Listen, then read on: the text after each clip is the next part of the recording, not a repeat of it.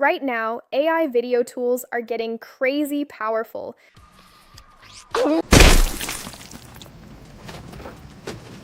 but most of them still feel like separate parts glued together.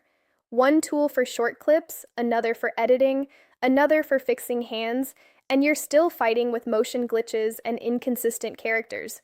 What if you could plan an entire scene, keep characters consistent, push toward 4K quality, and get a smoother end-to-end workflow inside a single Kling pipeline?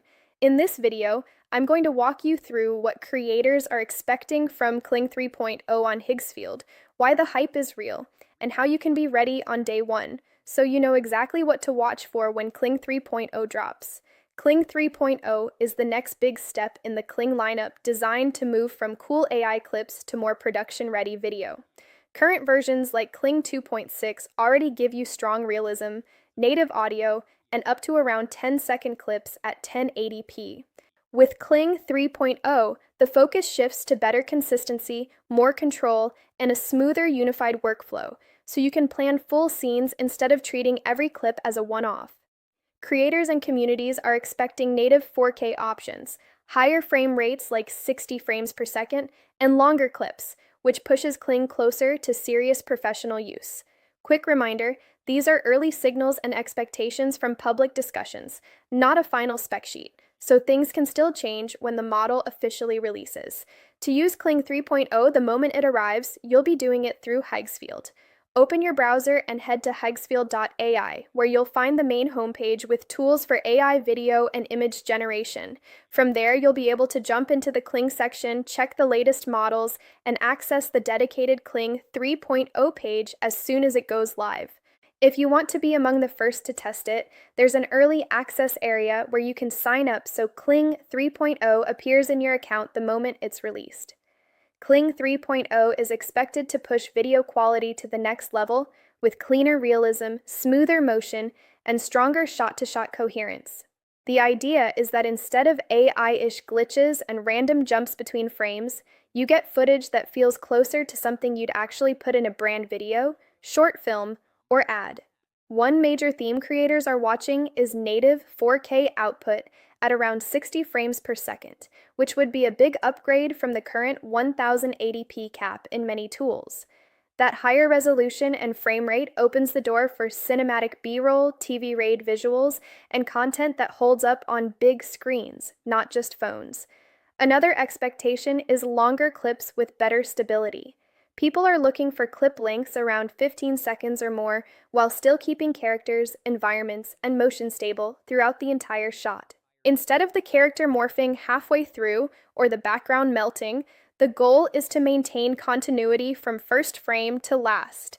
That's a huge deal if you're telling stories, doing product demos, or building sequences that rely on a single continuous movement. Kling 3.0 is also expected to handle macro shots with much sharper detail.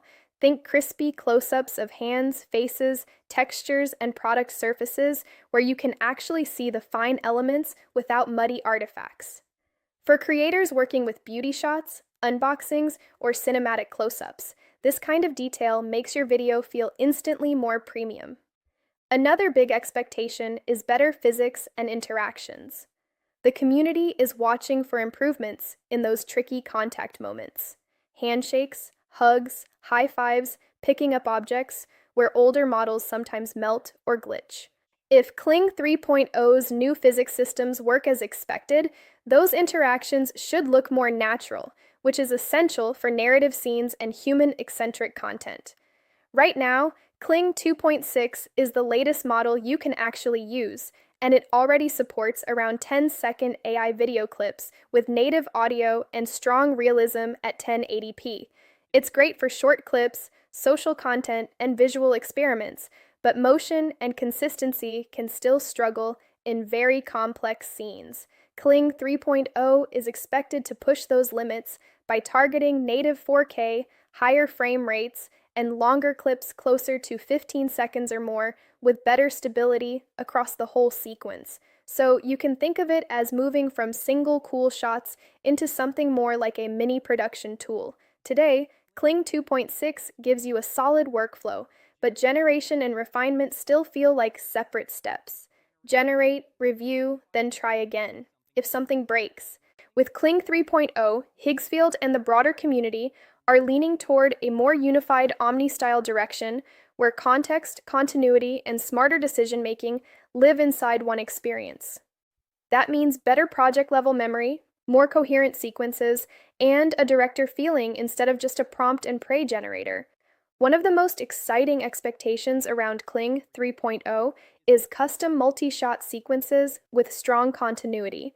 Creators are anticipating the ability to plan a sequence, shot 1, shot 2, shot 3, with the same characters, outfits, and visual style carried across all of them. This is where the omnidirection comes in. Instead of treating each prompt as disconnected, the model understands context and keeps the story and visuals aligned.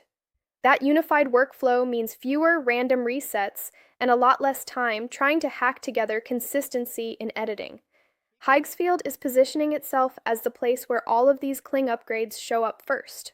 They already give creators unlimited access to current Kling versions, plus extras like motion control bundles and supporting tools that are designed to complement Kling's capabilities. So once Kling 3.0 arrives, you're not just getting a new model.